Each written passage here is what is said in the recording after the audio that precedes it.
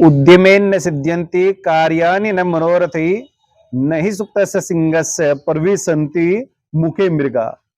नीति शास्त्र में हमारे यहाँ कहा गया है कि ना बिना परिश्रम के कोई भी कार्य व्यक्ति का, कोई भी मनोरथ, कोई भी अभिष्ट सिद्ध नहीं हो सकता, सफल नहीं हो सकता। क्योंकि जब तक प्रयास नहीं व्यक्ति करेगा या फिर भाग्य पे छोड़ देगा, कर्म नहीं करेगा, तो उसको उस कर्म के फल की प्राप्ति नहीं हो सकती जो कर्म उसने किया ही नहीं। इसमें कहा है, जिस प्रकार से लेटे हुए सिंह के मुंह में, लेटे हुए शेर के मुंह में अपने आप कोई भी मृग, कोई भी हिरन प्रवेश नहीं करता, उसके लिए उसे प्रयास करना रहता है। आप सभी को मेरा नमस्कार। मैं हूं आचार्य सूर्यांश। आपका हमारे चैनल वे चक्षु में स्वागत है। आज हम वार्ता करेंगे आपसे आपकी राशि मकर के विषय में।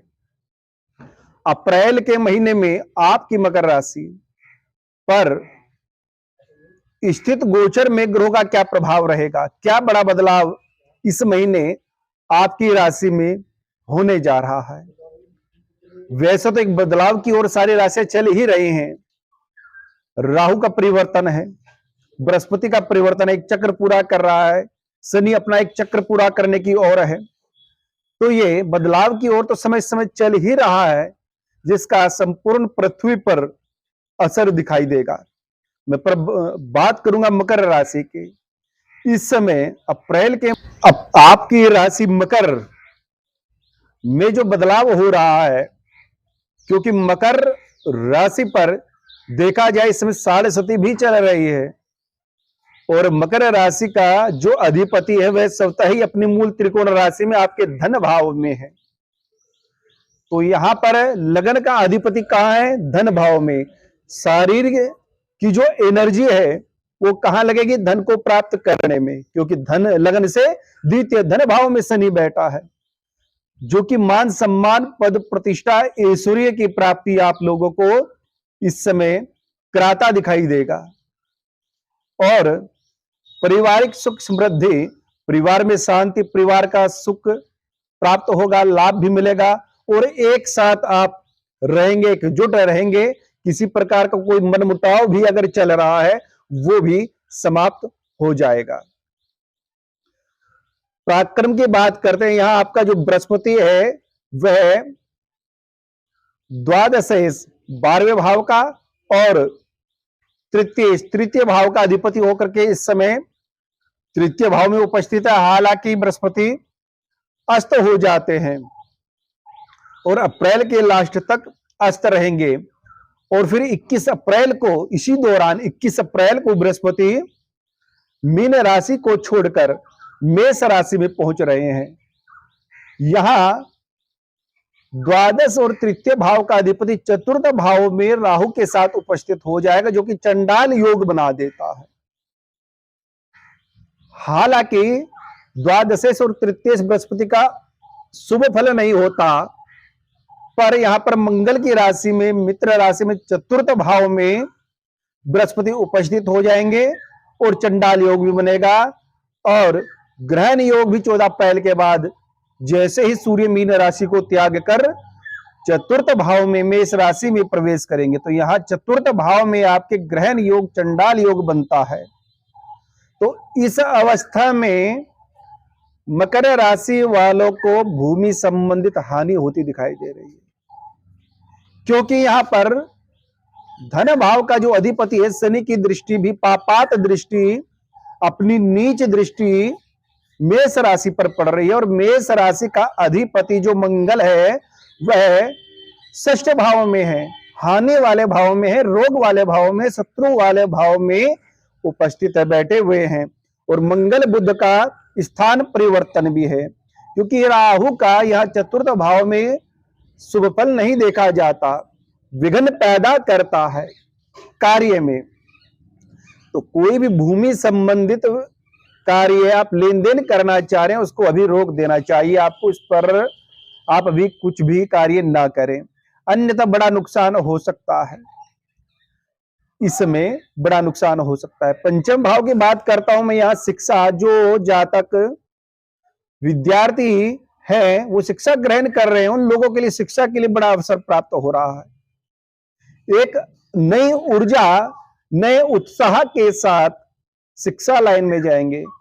जो कलाकार हैं, पेंटिंग में हैं या फिर टेक्निकल कार्य में, कंप्यूटर संबंधित कार्य में अपने जीवन को चला रहे हैं, करना चाहते हैं, इस तरीके का इस लाइन में कार्य करना चाहते हैं, तो उन लोगों के लिए भी शुक्र बहुत अच्छा है। होटल मैनेजमेंट भी इसमें आता है कि उसका कार्य करना चाहते हैं, वस्त्रों का कार्य करना चाहते हैं, वाहन संबंधित कार्य करना चाहते हैं, तो उन लोगों के लिए भी शुक्र लाभ प्राप्त कर रहा है, क्योंकि यहाँ पंचम भाव में स्वक्षेत्रीय शुक्र आय भाव को भी देख रहा है, तो इस माध्यम से धन प्राप्त हो सकता है। क्योंकि यहाँ शुक्र अगर पंचमेश है, पंचम भाव का अधिपति है, तो दसम भाव आपके कार्य भाव का भी अधिपति यहाँ शुक्र ही है। एक शुक्र पर आप उम्मीद लगा सकते हैं कि, क्योंकि शुक्र यहां राजयोग कारक भी हो जाता है। पंचमेश और दसमेश त्रिकोण भाव का और केंद्र भाव का अधिपति एक ही ग्रह जब होता है, फिर दो ग्रहों की युति होती है, उस अवस्था में राजयोग का फल मिलता है। राजयोग का फल कुंडली के, जन्म कुंडली के आधार पर ही प्राप्त होता है। अगर जन्म कुंडली में राजयोग है तो इस समय घटित हो जाएगा, अन्यथा उसका आंशिक फल तो मिलेगा, पर ज्यादा नहीं, कम आंशिक फल उसका प्राप्त होगा। यहां शुक्र इस महीने आपके जीवन में बड़ा बदलाव लाएंगे। अब सप्तम भाव की मैं बात करता हूं, वैवाहिक जीवन की। इस अवस्था में इस महीने शुक्र के पंचम भाव में उपस्थिति और विवाह का योग बना देती है। क्योंकि जब शुक्र त्रिकोण भाव में होता है तो सुलक्षण भार्या की प्राप्ति होती है, कन्या की प्राप्ति होती है। जिन जातकों का विवाह नहीं हुआ, मकर राशि वालों का, उनको सुलक्षण भार्या की प्राप्ति, कन्या की प्राप्ति होगी। कन्याओं के लिए ये योग नहीं बनता, क्योंकि उनका जो अगर बृहस्पति देखे वह अस्त चल रहा है अप्रैल के महीने, उन्हें उनके विवाह में थोड़ा बाधक रहेगा, क्योंकि चंडाल योग और बृहस्पति के अस्त होने से विवाह का इस समय ठीक नहीं है। व्यापार की बात करता हूं, मकर राशि वालों के लिए व्यापार बहुत अच्छा है व्यापार करना। हालांकि बुध अस्त है, पर फिर भी मंगल बुध का स्थान परिवर्तन व्यापार को बढ़ावा देता है, लाभ की ओर आपको लेके चलेगा। आप कोई भी व्यापार अपना प्रारंभ कर सकते हैं। भाग्य आपका उत्तम रहेगा। चतुर्थ भाव में सूर्य के साथ, बृहस्पति के साथ यहां पर बुध बैठे हैं, तो बुध बृहस्पति का योग ही बुद्धि चातुर्य, तर्क शक्ति, तर्क संगत बातें करना, लाभ के लिए बातें करना, एक मानसिक स्तर, बौद्धिक स्तर, बिल्कुल आप एक शांत तरीके से सूझबूझ से ही कार्य करेंगे। कोई जल्दबाजी नहीं, उतावलापन नहीं होगा, निर्णय बिल्कुल सही लेंगे। तो यहां पर बुध बृहस्पति भी आपको एक युति लाभ प्राप्त कराएगी, अच्छा लाभ प्राप्त कराएगी, हानि होने से बचाएगी। अब बात लाभ की करते, लाभ भाव का भी यहां अधिपति जो है षष्ठ भाव में चल रहा है मंगल, पर शुक्र की दृष्टि आय भाव में होने से और कारक ग्रह शुक्र होने से शुक्र यहां पर आपको किंचित भर मात्र या हानि नहीं होने देगा, लाभ प्राप्त होता रहेगा। व्यय भाव की बात करते हैं, यहां व्यय भाव का भी अधिपति 21 अप्रैल को चतुर्थ भाव में पहुंच जाएंगे। तो उस अवस्था में मैं बता चुका हूं, भूमि, प्रॉपर्टी, वाहन संबंधित कोई आपका विचार अगर बन रहा है तो उसको विचार को अभी रोक देना चाहिए, अन्यथा ज्यादा लाभ को देखने में आपका अहित हो सकता है। थोड़ा ज्यादा अगर लालच देखेंगे, क्योंकि आपको लाभ दिखेगा, हानि नजर नहीं आएगी, और उस लाभ की उसमें आपकी हानि हो सकती है। तो इसलिए भूमि, प्रॉपर्टी संबंधित कोई भी कार्य इस समय करना ठीक नहीं है, इसके लिए रोक देना चाहिए।